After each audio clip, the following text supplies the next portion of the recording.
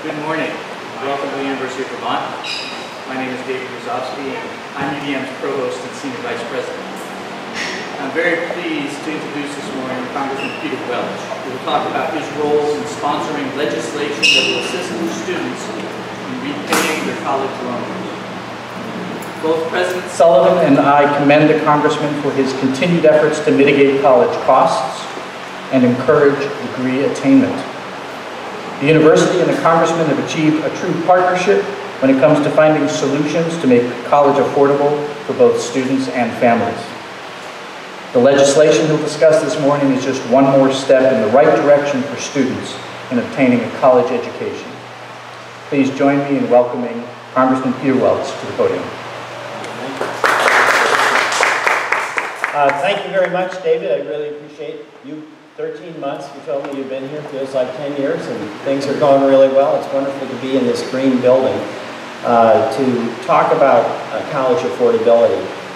I just want to introduce the folks who are up here. Of course, we just heard from the Provost. Thank you very much.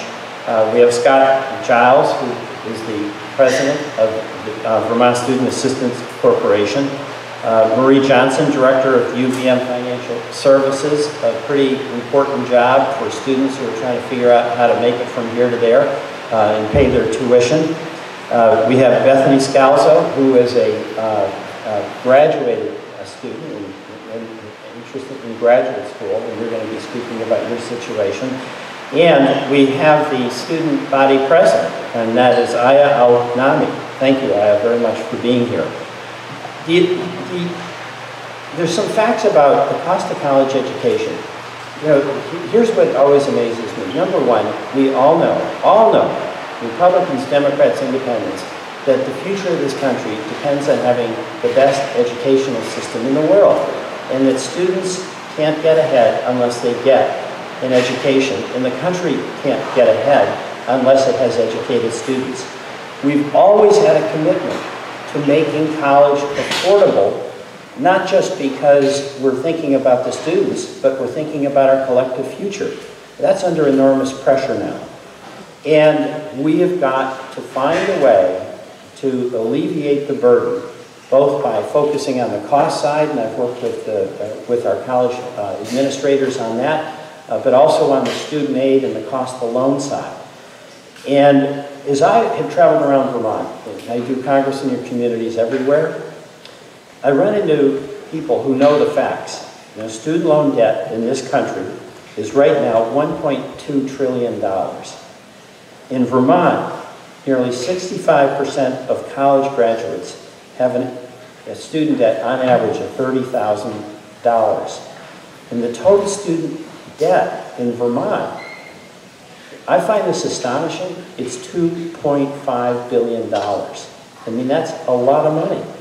58% of Vermont borrowers would benefit if they could refinance their loans.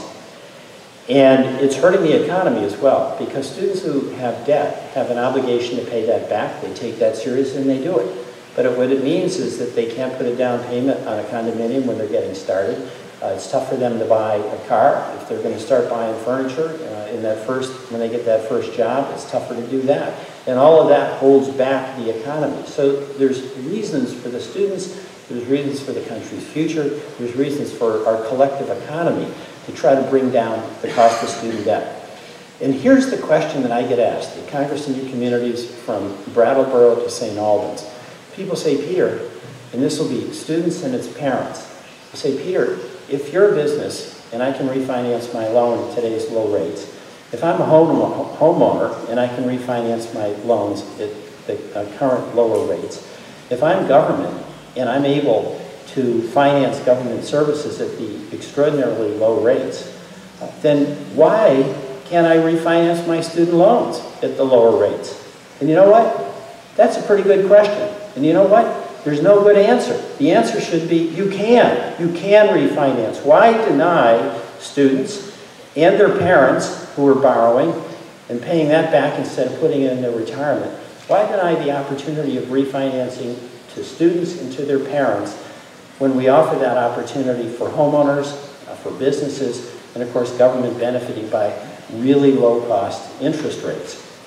So the legislation that I am co-sponsoring in the House and is spearheaded by Senator Elizabeth Warren in the Senate would allow for dramatic refinancing at lower rates. And by the way, this is about relief.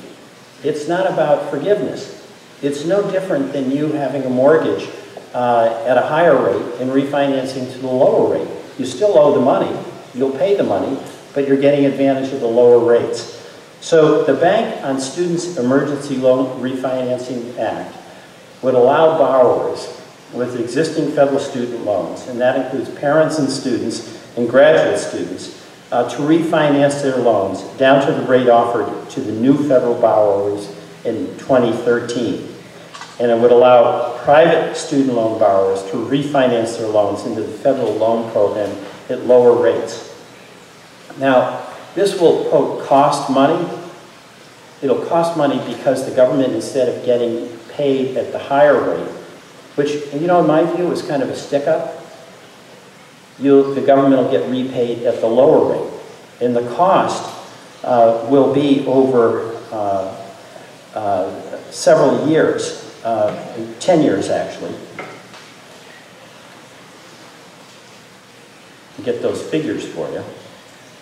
$51 billion over 10 years. We would pay for that by establishing in the tax code the Buffett rule. And that's named after Warren Buffett, who has the radical position that he ought to pay at least the same tax rate as his administrative assistant.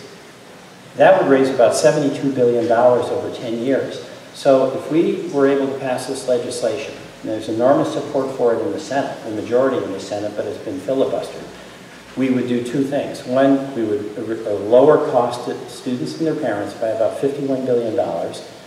And then number two, we'd actually have $22 billion left over that would go into deficit reduction.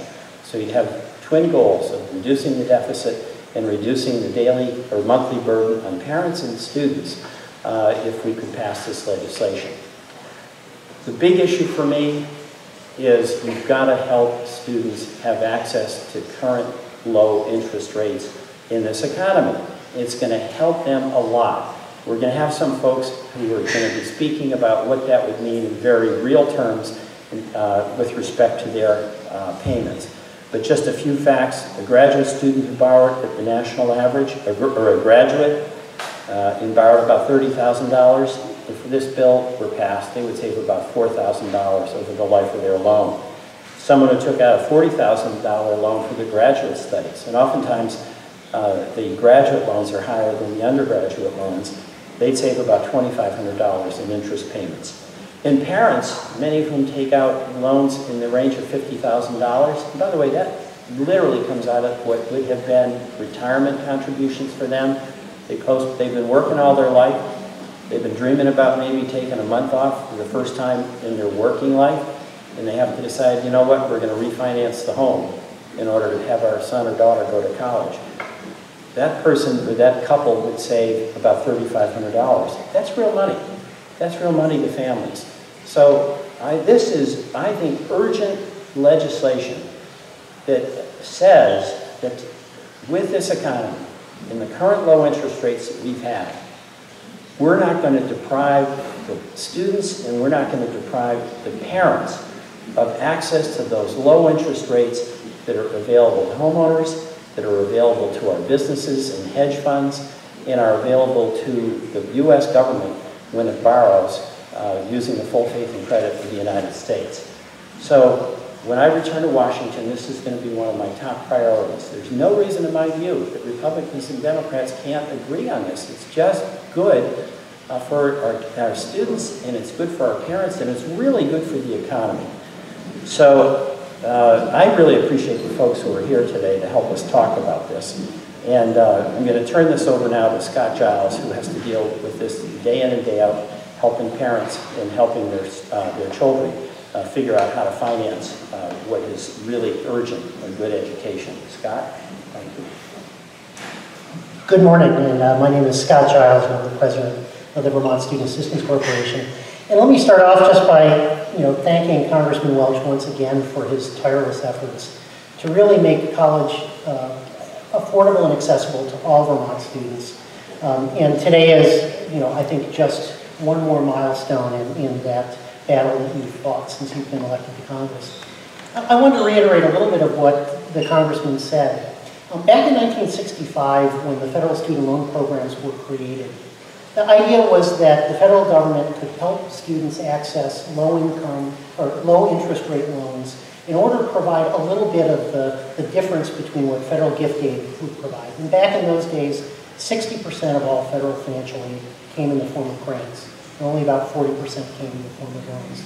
Since that time, this has eroded so that those numbers are reversed, and literally 70% of federal financial aid is now provided in the form of student loans, exacerbated over the last 10 years by the fact that, as the Congressman has pointed out, the federal government is currently charging above market interest rates and is earning, according to the Congressional Budget Office, $50 billion a year on the student loan programs.